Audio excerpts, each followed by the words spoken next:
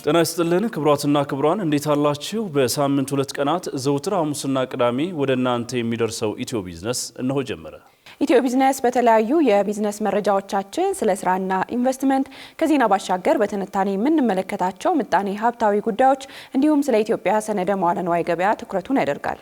በዛሬ መሰናዶዎቻችንም በአጫጭር የኢትዮጵያ ሰነደ መዋለ ንዋዮች ገበያ ገቢን በተመለከተ ስለ ካርፉርና ኩዊንስ ሱፐርማርኬት ስምምነት የቢሾፍቱ ዓለም አቀፍ አውሮፕላን ማረፊያ ግንባታ ማስጀመሪያ ስነ ስርዓትና የቻይናና ኢትዮጵያ የንግድ ትብብርን ጨምሮ ሌሎችንም ጉዳዮች አካተናል።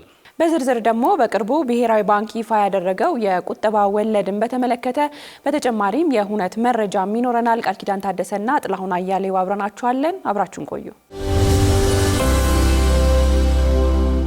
ተመልካቾቻችን ወደ ቀዳሚው የፋይናንስ መረጃችን አልፈናል። የኢትዮጵያ ሰነደ መዋለ ንዋዮች ገበያ በተጠናቀቀው የሂሳብ ዓመት 81.8 ሚሊዮን ብር የተጣራ ትርፍ ማግኘቱን አስታውቋል። የሰነደ መዋለ ንዋዮች ገበያ ጠቅላላ ገቢ 126 ሚሊዮን ብር የደረሰም ሲሆን ከፍተኛውን ድርሻ ማለትም 119.9 ሚሊዮን ብር ማስመዝገብ የቻለው ደግሞ በዋናነት ከአጭር ጊዜ የኢንቨስትመንት ወለድ የተገኘ ስለመሆኑ ተገልጿል። እንዲሁም ገበያው ከዋና ዋና የስራ እንቅስቃሴዎች በባንኮች መካከል ከተደረገ የገንዘብ ዝውውር ከምዝገባና ከአባልነት ክፍያዎች የ33.5 ሚሊዮን ብር የታክስ ዕዳ ቅናሽ ማግኘት ችሏል። ሪፖርተር እንዳስነበበው የኢትዮጵያ ሰነደ መዋለ ንዋዮች ገበያ ጠቅላላ ሀብት ደግሞ 1.11 ቢሊዮን ብር የደረሰም ሲሆን በአጠቃላይ የድርጅቱ የተከፈለ ካፒታል ደግሞ ወደ 1.03 ቢሊዮን ብር ከፍ ስለማለቱ ተመላክቷል። ከዚህ ውስጥም 75 በመቶ ድርሻ በግል ባለሀብቶች መያዙንና የኢትዮጵያ ኢንቨስትመንት ሆልዲንግ፣ የኢትዮጵያ ንግድ ባንክ፣ የልማት ባንክና አያት አክሲዮን ማህበር ዋና ዋና ባለ አክሲዮኖች መሆናቸው በሪፖርቱ ተመላክቷል። ዓለም አቀፉ የሱፐር ማርኬት ኩባንያ ካርፉር ወደ ኢትዮጵያ ለመግባት የሚያስችለውን ስምምነት ከሜድሮክ ኢንቨስትመንት ግሩፕ ጋር ስለመስማማቱ ታውቋል። በሁለቱ ተቋማት ስምምነት መሰረት በሜድሮክ የሚተዳደሩ የኩዊንስ ሱፐርማርኬት ቅርንጫፎች በሙሉ ስያሜያቸውና የንግድ ምልክታቸውን ወደ ካርፉር እንደሚቀይሩ ተገልጿል። ሜድሮክ የካርፉርን የንግድ ስያሜ፣ ሙያዊ ልምዶችና ምርቶችን ኢትዮጵያ ውስጥ እንደሚያሰራጭ የተገለጸም ሲሆን የመጀመሪያዎቹ መደብሮች እስከ ሰኔ 2018 ዓ.ም ባለው ጊዜ ውስጥ ስራ ይጀምራሉ ነው የተባለው። በግዙፉ ሜድሮክ ስር ከሚገኙ በርካታ ኩባንያዎች መካከል አንዱ የሆነውና የመጀመሪያ መደብሩን ከ8 ዓመታት በፊት የከፈተው ኩዊንስ ሱፐርማርኬት በአሁኑ ወቅት በአዲስ አበባ ከተማ ውስጥ 13 ቅርንጫፎች አሉት። በሱፐርማርኬትና በሌሎችም ቢዝነሶች በዓለም ላይ ከ12000 በላይ ቅርንጫፎች ያሉት ካርፉር እስከ 2028 ድረስ ተጨማሪ 17 ሱቆችን በኢትዮጵያ እንደሚከፍትም ገልጿል።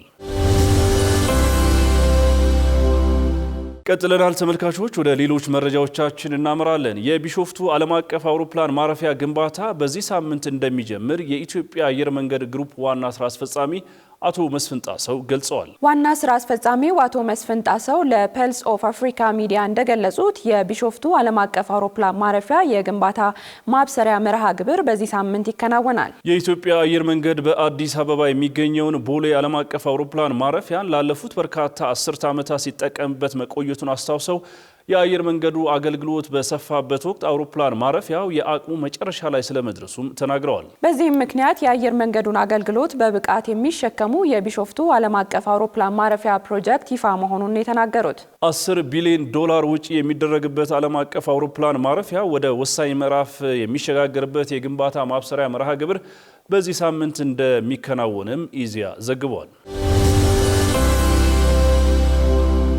ቀጥለናል ተመልካቾቻችን። የኢትዮጵያና ቻይና የንግድ አጋርነት በከፍተኛ ሁኔታ እያደገ ስለመምጣቱ ተገለጸ።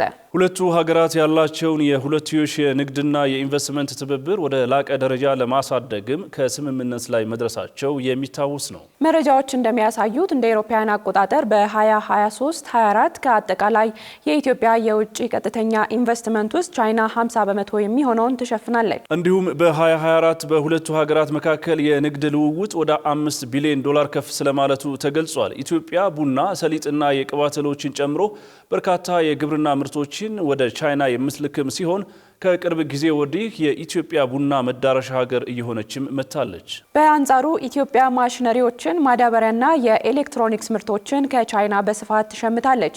ቻይና ከአፍሪካ ሀገራት ጋር ያላትን የንግድ ትስስር እያሳደገች ሲሆን በቅርቡም ለአፍሪካ ታዳጊ ሀገራት የግብርና ምርቶችን ያለ ታሪፍ እንዲያስገቡ መፍቀዷ የሚታወስ ነው።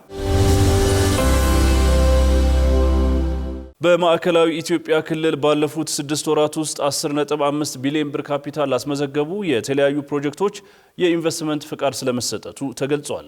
በክልሉ 146 የኢንቨስትመንት ፕሮጀክቶች ፍቃድ የተሰጣቸው ሲሆን ከነዚህ ፕሮጀክቶች መካከል 26ቱ 1.8 ቢሊዮን ብር ያስመዘገቡ የዲያስፖራ ባለሀብቶች መሆናቸውን የክልሉ ኢንቨስትመንትና ኢንዱስትሪ ልማት ቢሮ ኃላፊ ዶክተር አባስ መሐመድ ገልጸዋል። በአጠቃላይ ፍቃድ የተሰጣቸው ዘርፎችም ግብርና፣ አገልግሎትና ኢንዱስትሪ ፕሮጀክቶች ሲሆኑ ወደ ስራ ሲገቡም ለ21679 ዜጎች የስራ ዕድል ይፈጥራሉ ነው የተባለው። አፈጻጸሙ ካለፈው ዓመት ተመሳሳይ ወቅት ጋር ሲነጻጸር የ2.95 ቢሊዮን ብር ብልጫ ማሳየቱንም ኃላፊው ጠቅሰዋል። እንዲሁም የተረከቡትን መሬት በአግባቡ ላላለሙ 40 ፕሮጀክቶች ላይ የተለያዩ ደረጃ ያላቸው እርምጃ መወሰዱንም ኢዜአ ዘግቧል።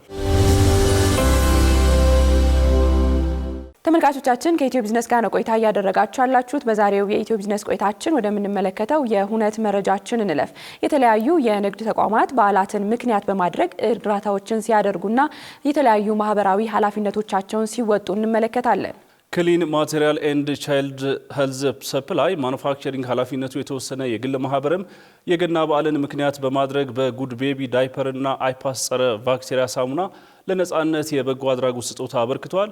ኢትዮ ቢዝነስም በፕሮግራሙ ላይ ተገኝተዋል። የሚከተሉን ጥንቅር አሰናድተዋል፣ እንደሚከተለው ይቀርባል።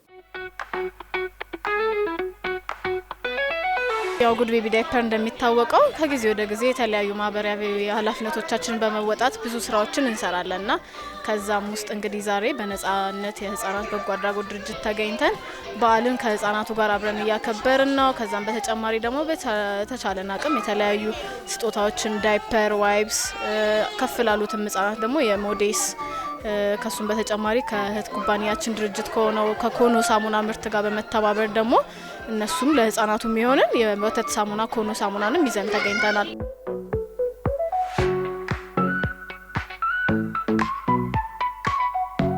ነጻነት የህፃናት በጎ አድራጎት ድርጅት ይባላል። በጎንደር፣ በባህር ዳር፣ በአዲስ አበባ ይገኛል ተቋሙ። ከአዲስ አበባው ደግሞ በክራይ ነው ያሉት።